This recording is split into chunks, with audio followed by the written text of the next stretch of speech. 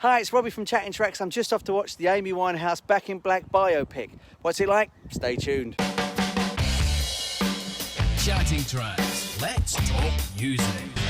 So, I've just got back from the Amy Winehouse movie, and what can I say about it other than it's probably one of the better ones I've ever seen. It's really realistic to the story, it's realistic to the times, and they're a bit honest in it as well, which was really, really great. So let me just go through it a little bit. So Marisa Abela, I think that's how you say her name, played Amy, and she did a fantastic job. There was a bit at the start where it was sort of, they played Amy really sort of yobbish and loudmouthed and what, mate, all this sort of stuff. And you sort of thought, oh no, this is going to be the film now. But they kind of pulled that back a little bit as the film went on. And you just saw the sensitive side of Amy Winehouse. And it was just really lovely that they did that, because it could have been a really yobbish film. And that's what I really didn't want it to become, like Amy being a yob and just drunk and all that sort of stuff. She did a fantastic job. She sung all the way through the film. Her vocals in it were absolutely amazing. I mean, you could not join Amy Winehouse and her together at the same time at points. She did a fantastic job on it. On top of that as well, when they did the Doors movie back in the day with Val Kilmer playing Jim Morrison, it was the same sort of thing. They couldn't tell the difference. And it was very close in this as well. Like, she did an amazing job sounding like Amy Winehouse. Even the movements were spot on, and the action was fantastic as well. The way she sort of like did the sort of, I can't say the word because I'll get banned on YouTube, but that substance abuse period, she even got the movements right then as well. When you used to see her on telly and you think, oh, something's up, she got all that absolutely bang on as well. It's centered around her sort of pre-signed. That's where it starts. She's not signed to a label yet, and it goes through that sort of experience, and then she sort of meets Blake, and it goes on from there as well. Interestingly, they explore the relationship with her and her nan quite a bit. Her nan was an absolutely massive role model. I didn't know this until I saw the film, so I take it that's exactly what it was, and that's gospel. So you can sort of see where she got a look from and where she got a sort of jazz influence from, and it turns out her nan was a singer as well, which I didn't know. Jack O'Connell plays Blake, and I think he does a really good job. I mean, I don't know Blake, obviously, but when you see it on telly and you've got that swagger, he got all that sort of stuff right, and it's that sort of, early millennium pub culture that was sort of going on in Camden around that area as well.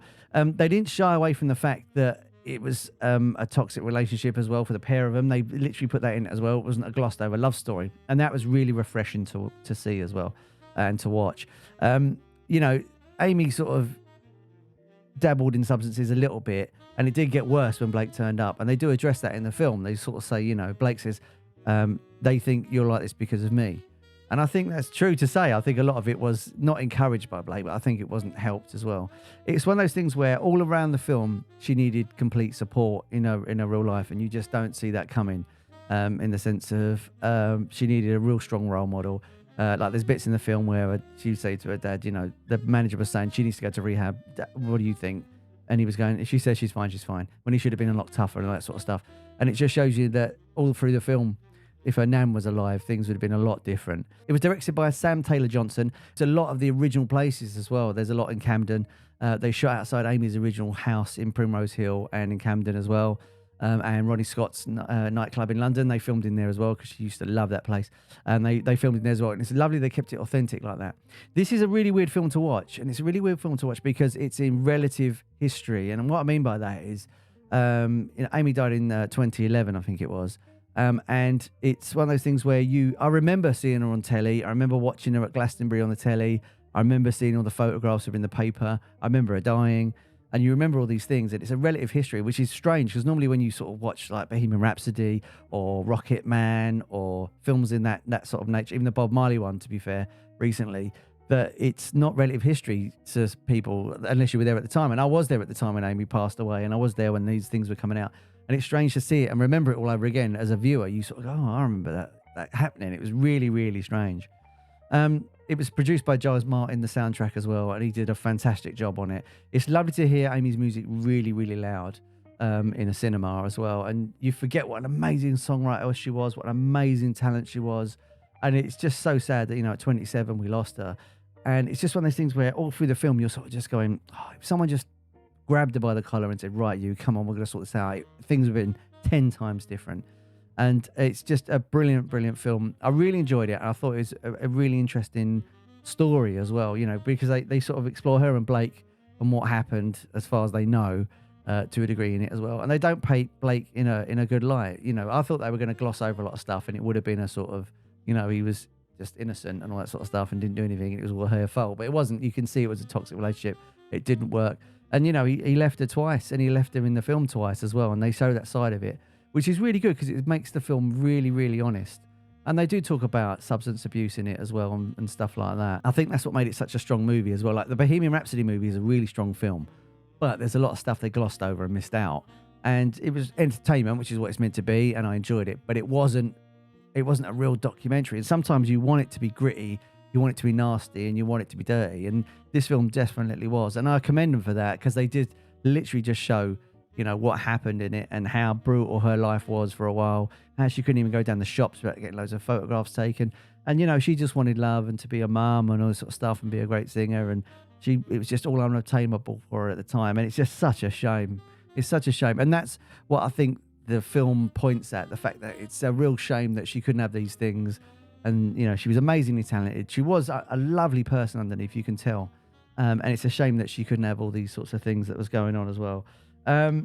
There is someone in there that was sort of portrayed in a better light than I think it was fair. I think you need to watch this documentary, and I think you'll see what I'm talking about. There was someone in there that got treated nicer than I think they should have been. I think they were not part of the problem, but I don't think they helped at the time. And I think if that person had stepped up a bit, then Amy probably would have been in a different sort of frame of mind, in a different light. But who am I to say? I wasn't there. I can only go by what the films and all the documentaries say as well. But if you want to see a great movie about someone that was a fantastic artist and just a brilliant songwriter and, you know, dare I say, a career that was lost. And it's sad to say that, a career that was absolutely lost. You can say she hit the heights. You can absolutely say that. But to lose someone at such a young age like that was so talented and just didn't know it as well to a degree and could have done amazing, amazing things. Did amazing things in the short time she had, but could have done even more now. It's just, she could have just been, you know, absolutely world stomping. But, you know, maybe it's a lesson for another musician out there watching this, you know. Anyway, thanks for joining me on the review. I really loved it as a film. I think it's great. Like I say, watch the documentary that I mentioned. I think that's a more accurate and truer depiction of what happened. I wasn't there, obviously, and you watching it probably wasn't there either. But I think that version is more an honest version than the film. The film was completely honest and very open, and I think it was great. It's a great, great film. And it's just, it makes you just miss her even more, miss her voice even more, and love her even more. But I think the documentary is a lot more spot on for what happened at the truth. Anyway, if you've seen it, let me know what you think of it. If you love Amy, let me know what you think of it. Let me know what a favourite album of yours is as well. I'd love to know what you think, what your favourite album is. You know, is it Frank or Back to Black? Anyway, I've been Robbie. Thanks for joining me. If you can, the big ask, if you could subscribe, that'd be absolutely amazing. And then I can talk more about music and go to more films and see more music documentaries, which I love doing. Anyway, thanks for joining me. I'll see you on the next one. Ta-da.